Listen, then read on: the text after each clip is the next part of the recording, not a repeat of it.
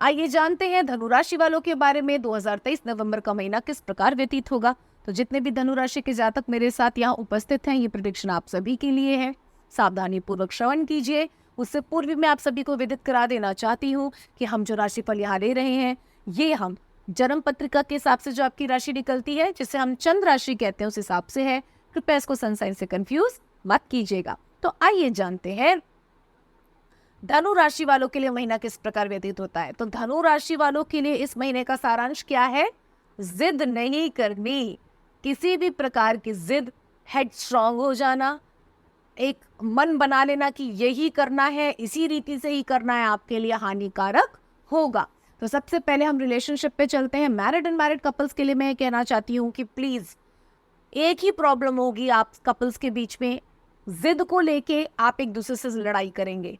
तो अभी बात मैं धनु राशि वालों की कर रही हूँ, तो सजेशन भी उन्हीं को दूंगी कि कृपया आप अपनी जिद छोड़ दें। कोई भी जिद अगर आप लेंगे तो उस जिद से हानि होगी। कई बार होता है हम किसी चीज को पकड़ते हैं दृढ़ निश्चय के साथ, लेकिन वो हमारे लिए, हमारे परिवारजन वालों के लिए लाभदायी होती है। जैसे किसी ने शराब पीना शुरू कर दिया, हमें वो आदत छुड़वानी है, तब तो दृढ़ निश्चय जिद ठीक है, नहीं शराब छोड़नी पड़ेगी, तभी ये तभी वो, तब आप रख सकते हैं ऐसी बातें, क्योंकि आप उसके बेटरमेंट के लिए कार्य कर रहे हैं। लेकिन बेवजह की जिद पकड़ लेना,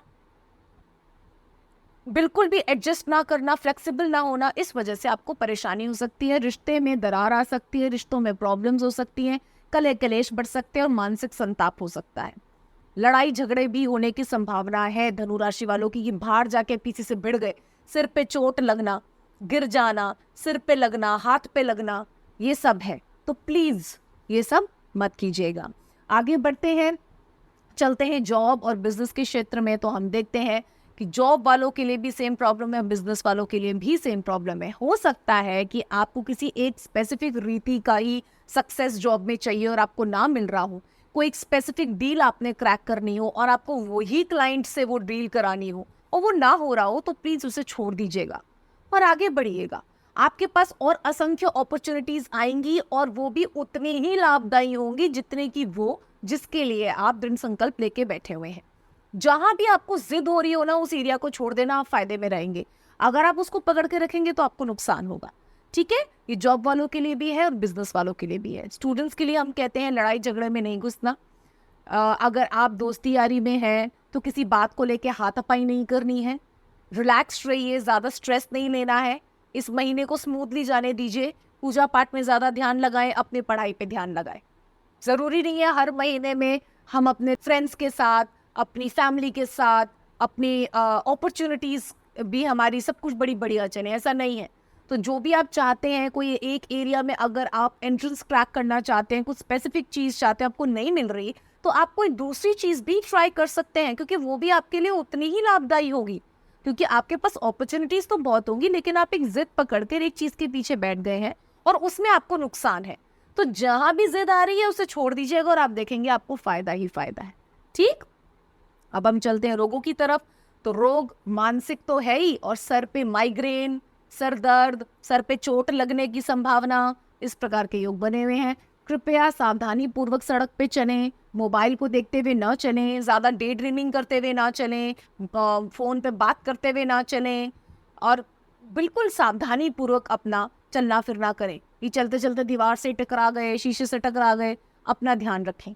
ठीक है, अब इन सब बातों के लिए मैं आपको एक टिप देना चाहती हूँ। इन सब चीज़ों से बचने के लिए आप जो कर सकते हैं, बजरंग बाण का पाठ कर सकते हैं एवरीडे बजरंग बाण का पाठ करें और आप राम जी को या शिव जी को वो अर्पित कर सकते हैं। जो हनुमान जी का बजरंग बाण है, आप उसे पढ़ सकते हैं, हनुमान जी को या शिव जी को अर्पित कर सकते हैं और उनसे कह सकते हैं कि मैंने आपकी प्रसन्नता के लिए आपको अर्पित किया, आपके भक्त का नाम, आपके भक्त की महिमा आपको अर्पित करी, मुझे कृपया मेरे पे नज़र रखिएगा और सही मार्ग पे मुझे चलने के लिए प्रेरित कीजिएगा। इतना कर लीजिएगा और आपकी ये परेशानी बहुत हद तक कम होती नजर आती है। बट ये आपको एवरीडे करना है। और जब आप ये आराधना कर रहे हैं, आप नॉनवेज और एग नहीं ले सकते, आप शराब नहीं पी सकते, आप सिगरेट, तंबाकू ये सब नहीं कर सकते, स्मरण रहे।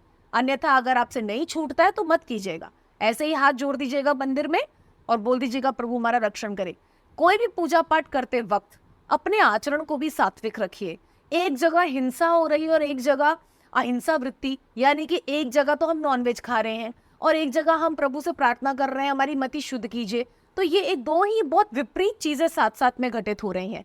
आपको कुछ पाने के लिए अपने आचरण को शुद्ध करना ही होगा, तभी प्रभु भी सज्ज होते हैं। उनको लगता है कि ये असली बलि किसी पशु को काटना नहीं होता, बलि पाश्विक वृत्तियों को खत्म करना होता है।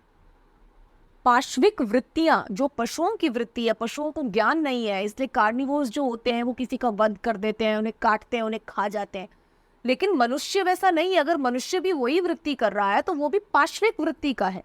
और पाश्विक वृत्ति के साथ आप सात्विक अनुष्ठान कैसे कर सकते हैं?